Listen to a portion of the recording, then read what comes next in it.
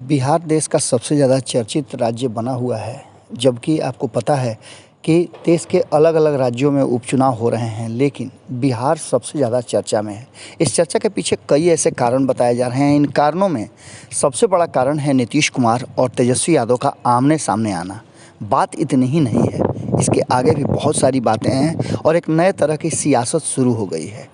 आज के भोरे-भोर में इस नई सियासत की तरफ हम आपको लेकर के चलते हैं और इस नई सियासत में क्या कुछ होने जा रहा है, लालू प्रसाद की एंट्री कितना ज़बरदस्त हुई है और कैसे हुई है, ये सारी बातें हम आपको आज बताने जा रहे हैं। जैसा कि आप सभी जानते हैं कि बिहार में 2 सीटों पर उपचुनाव होने जा रहे हैं, कुशेश्वर स्थान और तारापुर।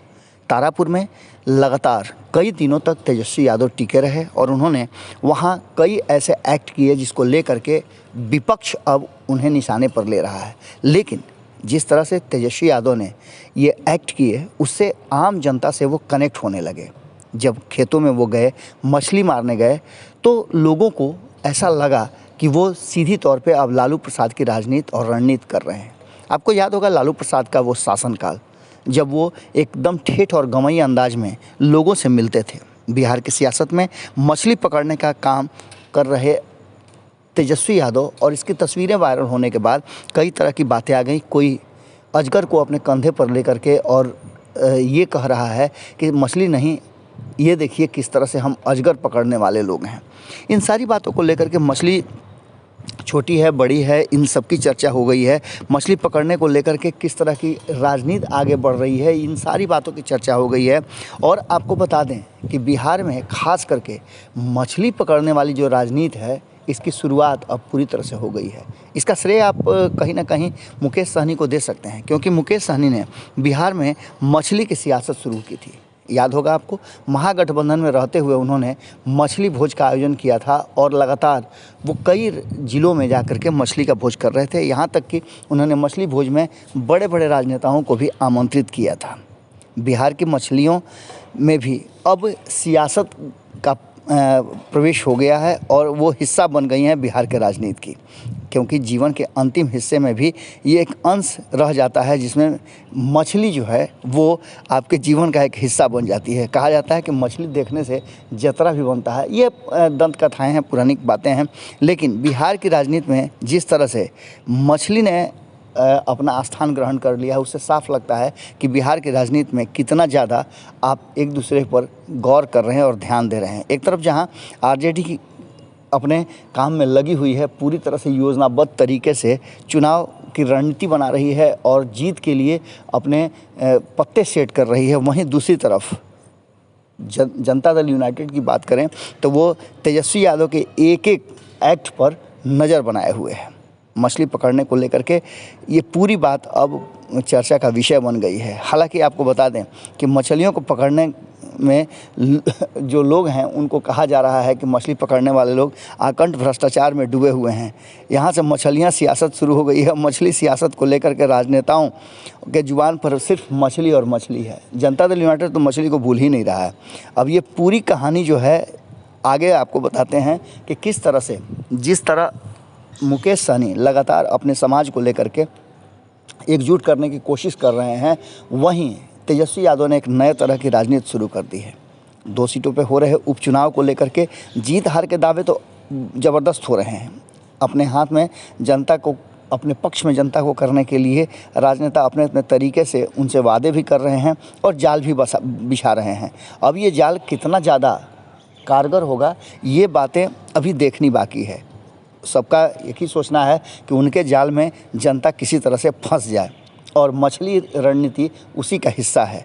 इसके लिए जनता के बीच जाकर के चारा डालने का भी काम राजनीतिक दल कर रहे हैं। और इन सारी बातों को लेकर के आपने साफ तरीके से देखा होगा कि राजनेता अपने अपने हिसाब से जनता को अपने पक्ष में करने के लिए इन नए नए शगुफे करते रहते हैं।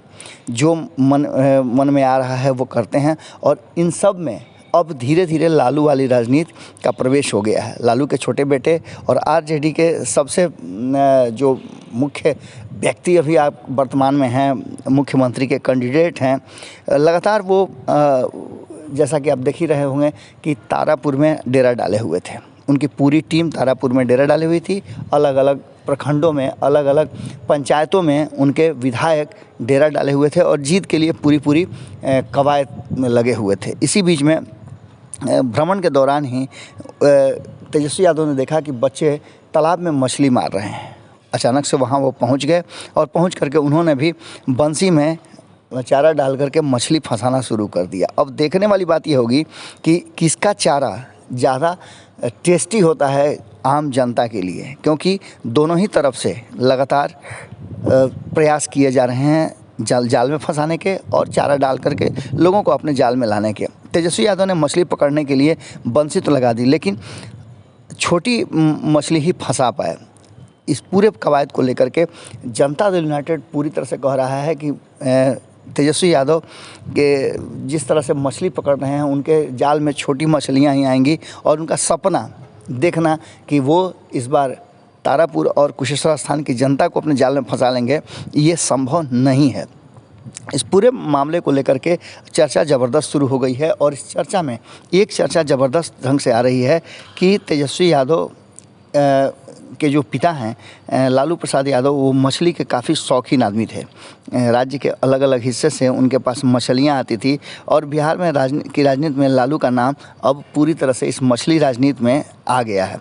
जिस तरह से राजनीति में ये पूरी तरह से मछली राजनीति घुस गई है, उससे साफ लगता है कि सियासी मछली को पकड़ने के लिए 2 सीटों पर घमासान होना लाजमी है, क्योंकि प्रचार का अभी एक स्वरूप है और इससे रफ्तार पकड़ ली है। आपको बता दें कि मछली वाली राजनीति में तेजस्वी यादव का वह अंदाज दिखा जिसमें जब लालू यादव मुख्यमंत्री हुआ करते थे तो जनता दरबार लगाते थे और उनके दरबार में लगातार लोग मछली लेकर के आते थे, चाहे वो पटना और राजधानी से सटा हुआ हिस्सा हो या फिर राज्य का अन्य हिस्सा। कहा जाता है कि लालू यादव मछलियों के बहुत शौकीन थे, क्योंकि मछली वाली सियासत लालू यादव के सामने से ही चली आ रही है और जाल फेंकने का भी काम उनके समय से चला आ रहा है। कहीं ना कहीं कहा जा रहा है कि इसके पीछे लालू यादव की रणनीति है और एक खास समाज को अपने पक्ष में करने का एक बड़ा दाव उन्होंने तेजस्वी यादव से फेंकवा दिया है। इन सारी बातों को लेकर के तेजस्वी यादव लगातार नुक्कड़ सभाएँ कर रहे हैं और नुक्कड़ सभाओं के दौरान ही वो आम जनता से जुड़ भी रहे हैं। तारापुर से होते हुए कुशेश्वर स्थान की तरफ प्रस्थान कर गए हैं, लेकिन इस बीच में गेहूं के खेत में घुसना, लोगों से बात करना और फसलों को देखना, लोगों से खेती पर बात करना, धान के खेत में जाना, इन सारी बातों को लेकर के हरियाली से उनका वास्ता जोड़ना, ये सब बातें इस बात की तरफ इशारा कर रही हैं कि जो भी आरोप लगते रहे हैं तेजस्वी यादव पर कि वो बिहार में नहीं रहते हैं, सड़क पे नहीं उतरते हैं, लोगों के बीच नहीं जाते हैं, इस बार सारे जो शिकायतें थी उसे दूर करने का तेजस्वी यादव कोशिश कर रहे हैं। साफ कहा जाए तो पिता वाली राजनीति को लेकर के तेजस्वी यादव अब लोगों के बीच में पहुंच रहे हैं और ये साफ लग रहा है कि कहीं ना कहीं लालू प्रसाद का प्रवेश हो गया है और यही वो कारण है कि जनता दल यूनाइटेड के भीतर कहीं ना कहीं खलबली मची हुई है। अब देखने वाली बात होगी कि तेजस्वी यादव ने तो सब कुछ कर लिया, अब 2 दिनों के राष्ट्रपति के कार्यक्रम के बाद जब नीतीश कुमार फ्री होते हैं तो क्या वो तेजस्वी यादव के तरह ही बिहार में अब इन 2 सीटों पर होने वाले चुनाव में अपना दमखम लगाते हैं। सबको इंतज़ार है कि तेजस्वी यादव के विरुद्ध में नीतीश कुमार का मूव क्या होगा। नीतीश कुमार का इंतज़ार है और उसी पर टिकी हुई है कि तेजस्वी यादव को कैसे मात देंगे नीतीश कुमार। नीतीश कुमार अभी अपने पत्ते नहीं खोले हैं, लेकिन इतना तय माना जा रहा है कि 1 से 2 दिनों के अंदर में नीतीश कुमार पूरे दमखम के साथ अब चुनाव की रणनीति में कूदेंगे। क्या होगा ये तो आने वाला वक्त बताएगा, लेकिन इतना तय मान के चलिए कि लालू प्रसाद चुनाव में सदेह नहीं आकर के भी इतना ज़्यादा प्रभावित किए जा रहे हैं, इतना ज़्यादा रणनीति बना रहे हैं कि उस रणनीति ने अब उनके विरोधियों को कहीं ना कहीं चिंता में डाल दिया है और उस चिंता को कैसे दूर करते हैं नीतीश कुमार, इस पर सबकी नज़र टिकी हुई है। एक तरफ जहां एनडीए एकजुट नज़र आ रहा था और आपको पता है कि जीतन राम मांझी हों, मुकेश सहनी हों या फिर भारतीय जनता पार्टी हो, सभी जीत के दावे कर रहे हैं, लेकिन सब पर कहीं ना कहीं भारी पड़ रहे हैं तेजस्वी यादव, क्योंकि मछली राजनीति में जहां एक तरफ मांझी और सहनी दोनों हैं नीतीश कुमार के खेमे में, लेकिन मछली की राजनीति को सबसे पहले उठाने और पकड़ने वाले तेजस्वी यादव ने नीतीश कुमार को चिंता में ज़रूर डाल दिया है। अब इस पर कौन सा दाव चलेंगे नीतीश कुमार, इंतज़ार कीजिए। जैसे ही इस पर कोई नया मूव होता है हम आपसे जुड़ेंगे। बहुत बहुत धन्यवाद। नमस्कार। अगर ये वीडियो पसंद आई और वह बिहार के राजनीति और बिहारियत से सरोकार रखेनी तो सब्सक्राइब बटन दबा के चैनल के सब्सक्राइब कर ली। ओजे एगो घंटी बा, ओकरा बटन दबा देला से कुल सटीक और मारक खबर रुआ मुफ्त में मिल जाई। अगर रुआ पत्रकारिता के हमनी के नया प्रयोग में सहयोग कर चाहतानी तो ज्वाइन बटन दबा दी। पेटीएम नंबर नोट कर ली 9386816700। धन्यवाद।